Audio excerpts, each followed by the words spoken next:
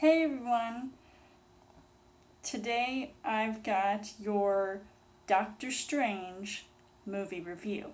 After a doctor loses the ability to use his hands, he travels across the world to discover abilities he never thought he could possess. As far as the story goes, Scott Derrickson directs this Marvel film, which is unlike anything you have seen before. And let me tell you that this movie, I would say, is by far one of the best Marvel movies to date. And that is saying a lot coming from somebody who isn't a big, huge fan of Marvel films in general, but the ones that I have seen that I actually enjoyed, I would definitely say this one is up there. I liked the fact that it was going on a whole new level of genre for a comic book film and really reaching to a whole different dimension, pun intended, for what is to be a part of this extended universe. I loved how different it was, and I think that's what really drew me into seeing this film, and I was actually really fortunate to see it early this week, and I am really glad that I did. Everything about it just really caught my eye, and it wasn't just because of all those eye-popping special effects.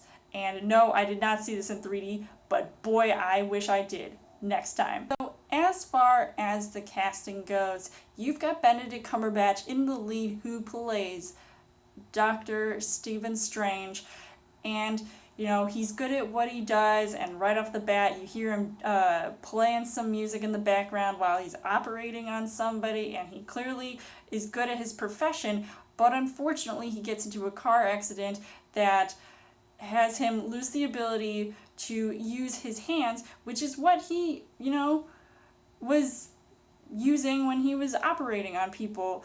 And to not have that, it was very unfortunate to his career, and he ends up coming in contact with all of these different people to be able to have a second chance at being more than what he was. And I really thought he did a good job in this movie, and I was really worried about that accent of his. Was he going to be able to pull off an American accent? And he really did. He really shined in this movie, and I know that he is a great actor. I love him as Sherlock Holmes. I'm really glad that he was in this role, and he really embodied this character. He definitely looked the part, and I would definitely love to see him more with another Marvel movie in the future. I think it is going to be Avengers Infinity War, so I'm really glad about that. Rachel McAdams, who is also in this movie, kind of like a love interest in a way, and also a co-worker of Benedict Cumberbatch. And I thought she was also good in this movie for the amount of scenes that she had, and I really wish I saw more of her because there's this one scene that really almost had me on the edge of my seat, where she is tasked with doing something to Doctor Strange while he's off doing his thing, and it's like the trippiest scene ever, but it was also very cool to see having to deal with these newly found powers and abilities and magic that Benedict Cumberbatch can have. The one who actually was able to teach him how to use these powers was none other than Tilda Swinton, who plays the Ancient One. Now, I know her character caused a lot of controversy because everybody thought that her character was being whitewashed and not even being played by a male, but I guess it really didn't matter because I thought she did a decent job in this movie. And of course, there were those few scenes that really got me, like that one time she knocked the soul right out of Benedict Cumberbatch, and even that, many times seeing that, was pretty cool in itself, and just to see what other things her character can pull off. Some other supporting actors in this movie, like Chiwetel Ejiofor, Mads Mikkelsen played the bad guy in this movie. He's like some old apprentice.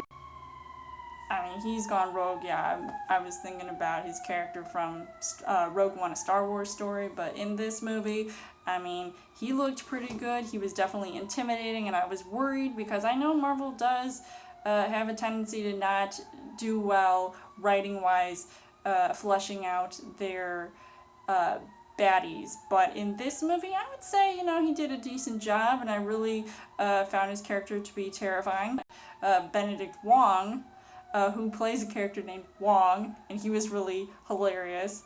And of course, you gotta watch out for that Stan Lee cameo. The things that I did like about this movie, I mean, right off the bat, this was a magical mind F of a film, and it reminded me of movies like The Matrix, Inception. I,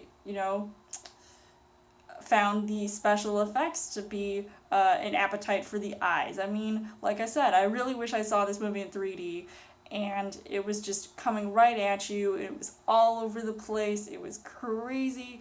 It was like there was a Groundhog Day-esque scene going on loop.